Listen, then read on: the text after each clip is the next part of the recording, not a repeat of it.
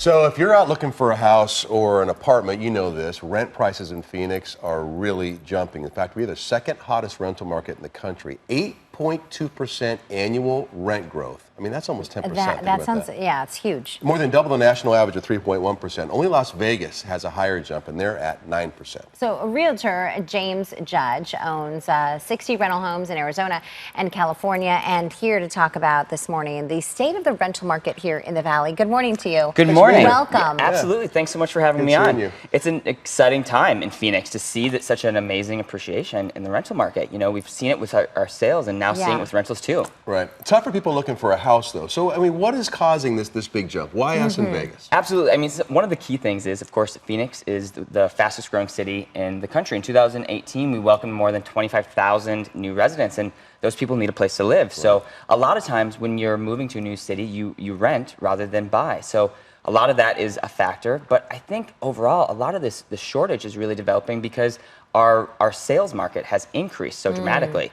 So for the longest time, people were renting their houses because they couldn't sell them for what they wanted. Right. Now they can sell it, get the price that they want, and they don't need to rent it anymore.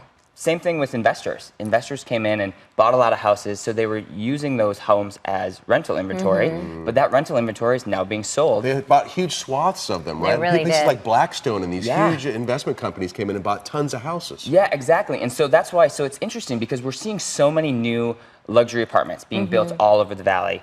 And there's a lot of that happening. And that's really been maintaining a lot of the prices in terms of rental prices for apartments because there is that competition. But when it comes to a single family house, we're not seeing that same competition. And so it's really increasing the prices pretty dramatically. You know, we were out last weekend in like South Chandler area, and we were so surprised to see just as many condos popping up there as anywhere else that we've seen around the Valley.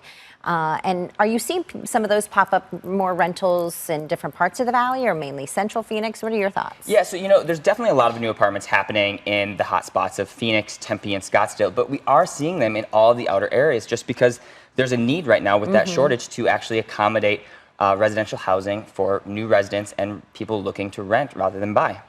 When is this going to end? I mean, at some point, it seems like we are building more homes, right? And it's because it's all supply and demand, from what I'm hearing from you. Absolutely. So when is the supply going to meet up with the demand? So I definitely don't know that for sure. Right. But if you know, I think the key thing is that right now what we're seeing is with the prices on the rise, it's interesting. There's actually a 1 to 5 ratio. So for every 1 closed rental, there's 5 closed sales. And so what that indicates to us is that there's a lot of sales happening too.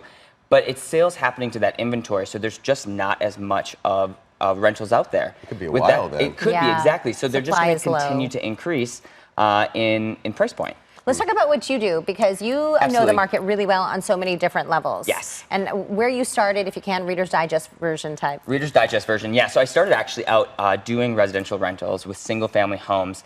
And then I kind of transitioned to flipping houses, design. I'm now a realtor with HomeSmart.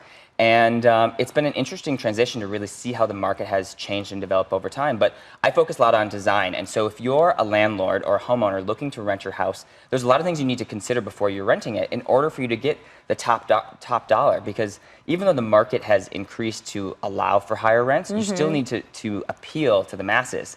Maintain. So, yeah, exactly. Maintain like it. You know, think about some of the little things. When you're selling a house, Celeste has heard me talk about this time and time again. Yeah. You know, do some of the cosmetic things. So change your countertops, update your appliances, you know, enhance your fixtures and finishes.